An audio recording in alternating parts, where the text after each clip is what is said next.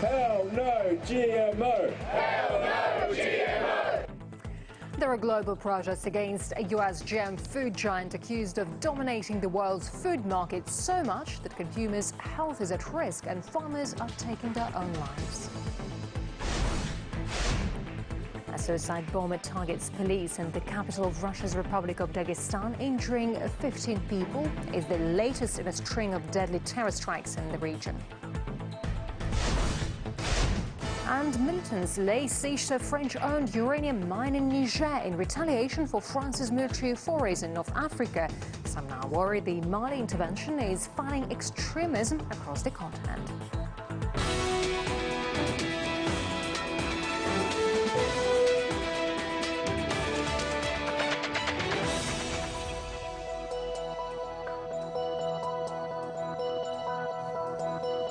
News from Russia and around the world. This is RT with me, Yulia Shapovalova. Thanks for joining us.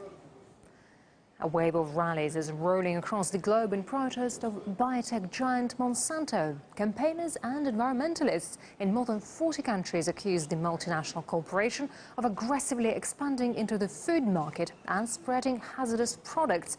Some of the largest demonstrations are expected in the US, where the company was set up more than a century ago. RT's Anastasia Turkina explains.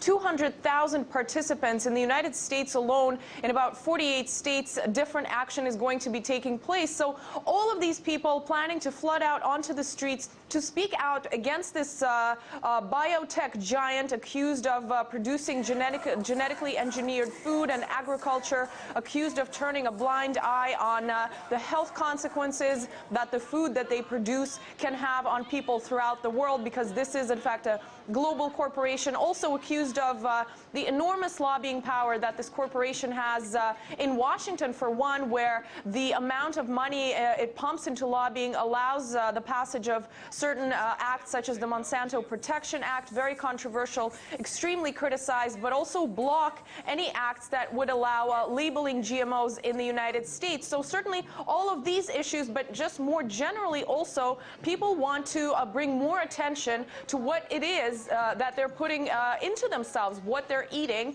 and how they can prevent huge corporations such as Monsanto from creating health consequences for people throughout the world. We're definitely expecting to see plenty of Occupy Wall Street activists at the anti-Monsanto protests throughout the weekend, because many of the issues that are going to be addressed are certainly similar. We're still talking about the 99% versus the 1%. We're talking about corporations having great influence on politicians, as well as wealth inequality that continues to remain in countries throughout the world, in the United States, but also when it comes to the situation with Monsanto, all of these issues continue to apply.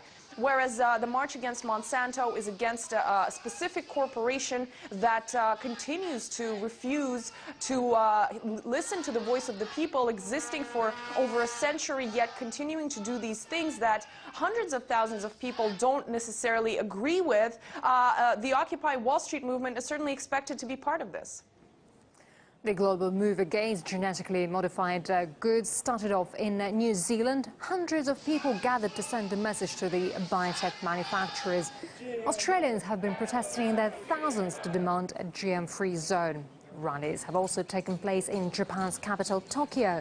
Demonstrators have marched through the streets of Europe's key cities as well, carrying Stop Monsanto posters. Activist Nick Burnaby says the corporation is forcing small farmers out of business, pushing them into such despair that some commit suicide.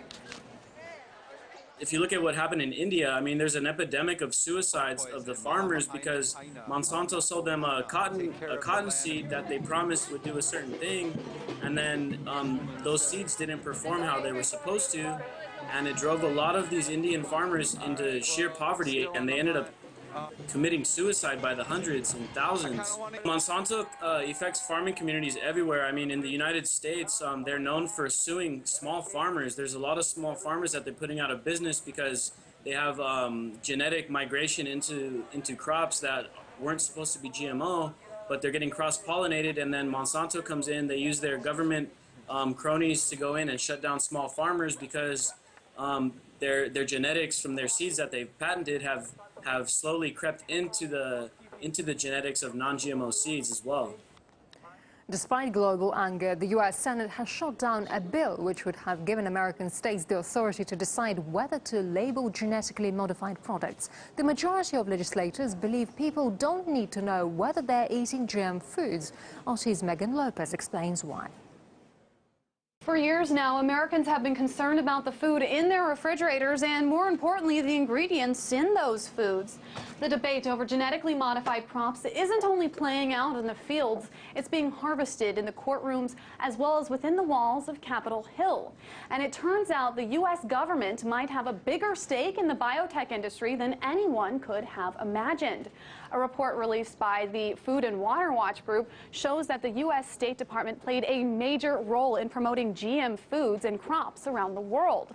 The report examined diplomatic cables from 2005 to 2009 to provide the first comprehensive analysis of U.S. foreign policy when it comes to the biotech industry. Now, here are the 4 stated goals that Food and Water Watch discovered in these cables. The first one is to promote biotech interests abroad. They tried to facilitate trade and encourage cultivation of GM crops. Second up, lobby foreign governments to weaken biotech rules. You can't, after all, profit off these countries if you can't get your products into them. Along with lobbying, the need to protect biotech exports by stopping trade barriers like tariffs. All this to promote and protect an estimated $25 billion industry in biotech crop exports, and in particular one company, Monsanto, which was the biggest biotech seed company in 2011. And finally, reach out to new markets by pressuring developing countries to adopt biotech crops. The main argument here is that these crops are stronger and can end food insecurity around the world with a growing global population. The State Department also lobbied against the labeling of these crops and genetically modified foods. They don't want any type of labels on them. Countries from Egypt to Hungary, Argentina to Mozambique were targeted in these efforts, and many of them were very receptive. Some of them actually changed their regulations as a result. Now, this lobbying started happening around the same time that Monsanto admitted to bribing Indonesian officials in an attempt to weaken environmental oversight of GE crops. Now, in the wake of these cable releases, it appears that Monsanto and other biotech firms don't need to bribe country officials anymore. They have the government to do that using taxpayer money nonetheless. It is the latest chapter in a dispute over your dinner plate. In Washington, Megan Lopez, RT. Check out our live updates on the Global Day of Action at our website rt.com and stay with us throughout the day for the latest on the protests against Monsanto as demonstrations go global. A GMO giant with the backing of a government, sowing seeds of unrest around the world. Breaking the food chain, the march against Monsanto. On RT. 15 people have been injured after a female suicide bomber blew herself up close to the police headquarters in Russia's Republic of Dagestan. At least 2 children are reportedly among the wounded. It's the latest in a string of attacks that have shaken the republic recently. RT's Medina Kochino has more. The explosion happened around midday, very close to the region's Interior Ministry building. And according to the locals, the blast was so powerful that it could be heard in different parts of the city. It was a female suicide bomber. She was in a car. Police stopped her to check the documents, and at that time she detonated her device. Currently, the area is blocked off by police as there are fears that this blast may actually be followed by another one to increase the number of casualties. Now, this tactic is really well used by terrorists around the globe, in particular by the Al-Qaeda terrorists in their terror operations in various areas. Now, this blast is just one in a string of latest terror attacks that hit this region. Just 5 days ago, there was another deadly blast in which 4 people were killed and 40 others severely injured. The region of Dagestan remains one of the most volatile areas in Russia's North Caucasus, with reports on terror attacks coming in almost on a regular basis. London police make a new arrest in connection with the Woolwich machete murder. That's amid growing discontent against the Muslim community in London. RT looks at whether Islamophobia has gained a foothold in British society.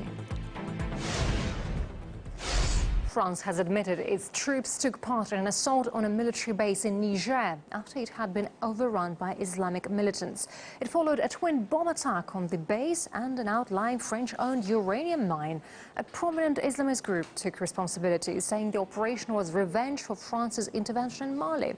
A pattern of violence has begun to emerge across former French colonies in Africa. In January, France launched a military intervention in Mali to stop an Islamist takeover of the country.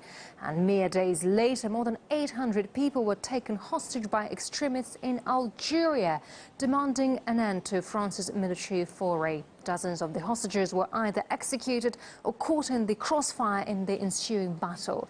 The man behind the raid, a North African al-Qaeda leader, was believed to have been killed, but he's now claimed responsibility for Thursday's bombings in Niger, an act which he says is in retaliation for France's actions in North Africa. And this all shows a trend of Islamists spreading from Mali across the region, raising the risk of more widespread attacks. RT's Maria Finoshna is in Mali. Those behind the two suicide blasts that killed over 20 people in Niger on Thursday have described it as an attack against France in revenge for its offensive against Islamic militants in neighboring Mali. One of the two groups claiming responsibility for almost simultaneous explosions at an army base and a French-run uranium mine in Niger is the Movement for Owners and Jihad in West Africa. Last year, the al-Qaeda-linked group seized control over the northern part of Mali and brutally ruled the area for months before being driven out of Mali by French-led troops. France's president then hailed the operation as a success. Here in the capital, Bamako, the French military we've spoken to have also expressed to us their optimism, confirming they destroyed all the major bases of the militants in Mali's north. But with this recent attack in Niger, it's clear that the threat remains serious, and it shows that the militants are not defeated and the fight against them is far from over, although the battlefield has relocated. Following the recent blast, François Hollande said France would not interfere in Niger. However, the next day, French troops took part in an operation to free hostages that the militants captured after the attack, putting a feather in the hat for those that warned the French intervention triggered a chain reaction that will give Paris more troubles and will bring more violence to the entire region. Marie Finoshna from Mali. RT contributor Afshin Ratanzi doubts French military action will suppress extremism in the region, especially given the natural riches there. There's no doubt that the French intervention will not have changed anything in particular. The idea that Islamic extremism or al-Qaeda-linked groups are just going to go away. French special forces have left from Mali into Niger, which usually we knew about because, of course, the yellow cake uranium and Saddam Hussein deals. This is where all the world's uranium, there's a big fight for it. Whatever is happening in these areas, there is a scramble for this uranium. The French company Areva that owned this uranium mine, how strange that its revenues for 2011 are about the GDP of the entire country of Niger. What fertile ground to have extremism of any kind. Portugal aims to convince the EU it needs more time to deal with its economic crisis. But as we report later this hour, bitter austerity is already pushing the middle class towards the breadline as people struggle for a way out of debt. And Palestinian children on the margins of society scramble along the path to knowledge on two legs or four. That's after the break.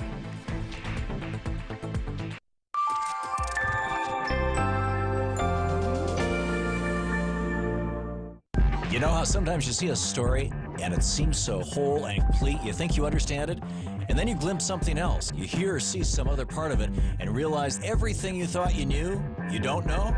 I'm Tom Hartman. Welcome to The Big Picture.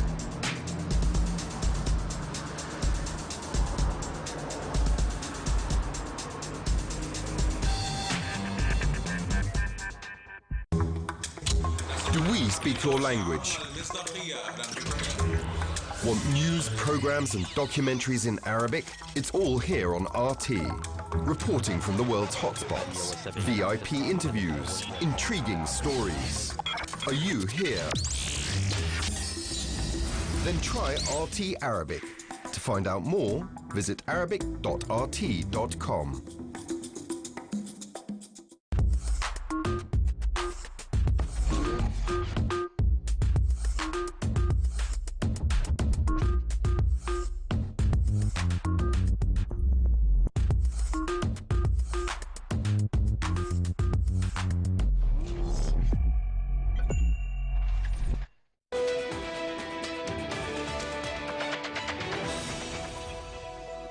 This is RT, welcome back.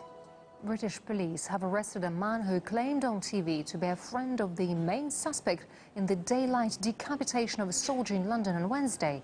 The gruesome machete murder, motivated by radical Islam, has already led to a number of attacks on Muslims.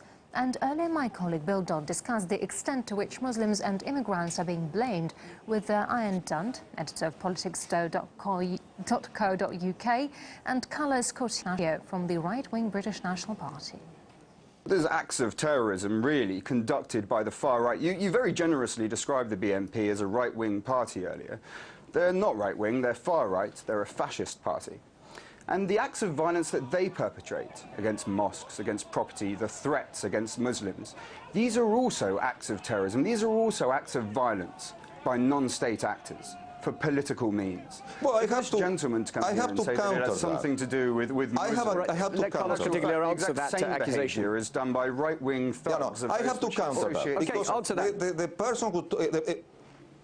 The person who's talking now is ignoring completely the fact that I personally have an open dialogue with Muslim communities, that recently I had a debate with Muslim communities in Box Africa, in Battersea, in London, about these very issues of religion and terrorism and foreign policy. Sir, you stand so before on a you accuse me or anybody in the BNP of acts of terrorism, you should learn about what you're talking about. Proud violence. Okay, just listen to Mr. Dunt now, please. What are you saying? No, we don't. No, we don't.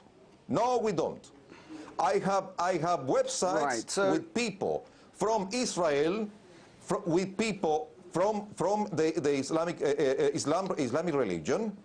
They are members of all religions in our websites. It doesn't surprise me that you may have found some other lunatics who also agree with your demented view of the world. However, that does not mean that you are not a racist. So what is the demented view of the world? Okay, let me just stop just for a minute. Ian Dunt, can I just ask you, surely the British people, though, they're appalled by what's happened. They want a strong response from government. They don't want a reaction that's going to be tempered by fears of political incorrectness. What should be done? There's got to be some strong reaction, surely. Political correctness really has no connection to whether you have a viable response to a terrorist incident.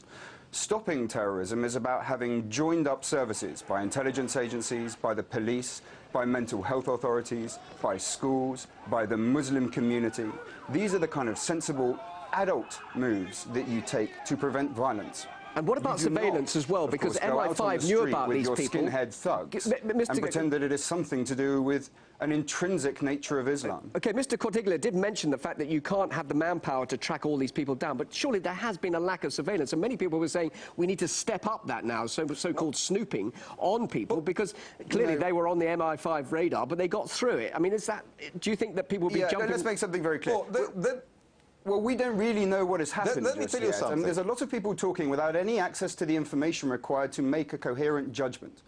We know, yes, that they're on MI5's list. Let me tell you one thing. This is a free country, and there are plenty of reasons that you may be on an intelligence list and not be tracked at all times. I'm afraid that these things do sometimes happen, terrible as they are. Okay, Mr. Cortiglia. The head of MI5, talking in the House of Commons, said, referring to July 2005, the security services in the United Kingdom do not have the manpower needed to track down every single person that they suspect could be involved in an act of terrorism. That is the head of MI5 talking.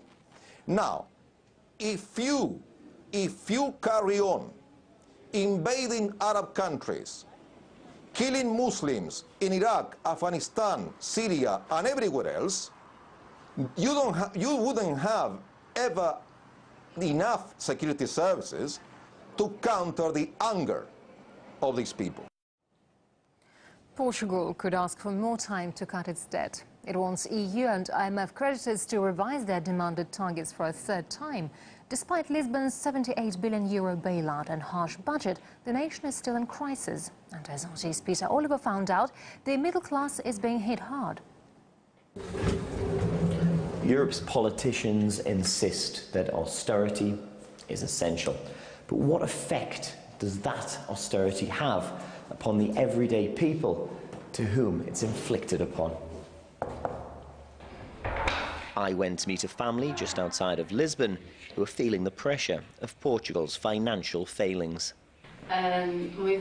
We used to take certain things for granted, hot water, lights. Now we have to watch everything we use. Families in financial straits like this one are becoming a common occurrence as the gap between the middle class and the breadline narrows in one of Europe's poorest countries. My husband lost his job. Now we live on savings and whatever work he can get as a day laborer. Those savings are running out. With 2 daughters and now 1 grandson, the effects of Portugal's financial plight is being felt through generations of this family, and it's leaving its mark. I'm 20 years old. People my age should be planning for the future, but there's no work the way things are now. I have no prospects, no hope. This family are lucky. There are many in Portugal in a far worse situation. As the country's debt grows and the unemployment levels rise, charity organisations are seeing an increase in those needing help. Already we have children passing out at school because parents can't afford to feed them properly. How can they learn if they're focused on hunger? These aren't children from bad parents, just parents that can't feed them. And there's another worrying trend appearing. All too often we see the same thing. Families lose their income, they're too proud to ask for help. The bills start piling up, the mortgage defaults. Before you know it, the family are on the street. What future is that for the children? The problem for Portugal is that it has debts around €180 billion, 120% of annual production. Couple that with 20% unemployment and it leads to a very difficult situation for its people. The country needs money, but it doesn't have the economic output to pay off its bills. However, what's of more concern is that the country could see another generation grow up under the shadow of national debt. My son, what I hope for Rodrigo is that he can get a job somewhere abroad. I can't see anything for him here. Peter Oliver, RT, Portugal. At least 30 Orthodox protesters and gay rights campaigners have been arrested during a hated rally in Moscow.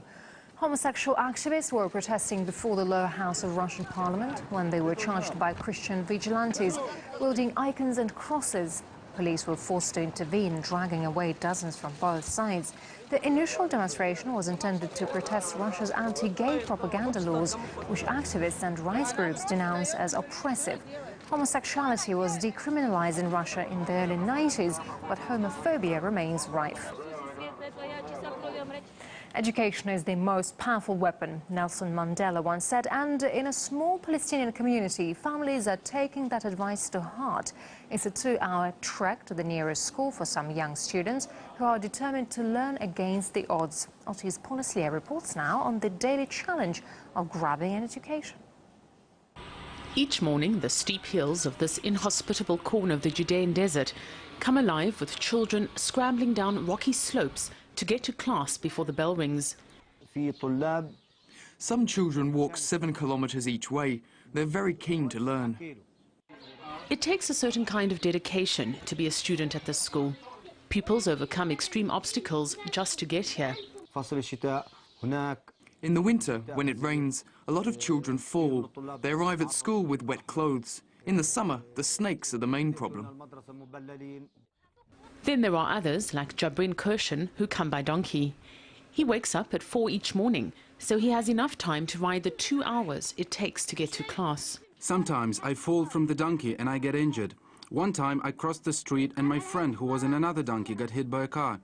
But God saved him and he did not die. Riding on this is not secure, especially in harsh weather conditions and up rocky mountain passes.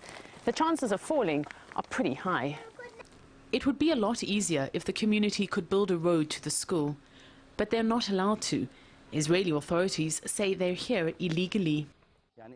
We always live with the feeling that they are going to kick us out from the camps, and we are afraid for our children's future. We just want to live our ordinary lives without fear. We have no electricity or water. We have no roads. Luckily, the school is built in line with strict Israeli orders. But even though the bamboo, mud and straw walls cannot be bulldozed, neither can they be expanded. But for the children and their illiterate parents, it's worth the effort. These people realize the importance of education, and they are striving to teach their kids, and also maybe the illiterate of them, they are trying to learn. And they realize this importance because they know if they are not educated, they cannot fight for their rights. For the 130 students, it's a few hours' respite from the harsh reality awaiting them outside these gates. The chance for a future which their parents never had, driving them to make sure they get to class, whichever way they can. Paul Islia, RT, Wadi Abu Hindi in the West Bank.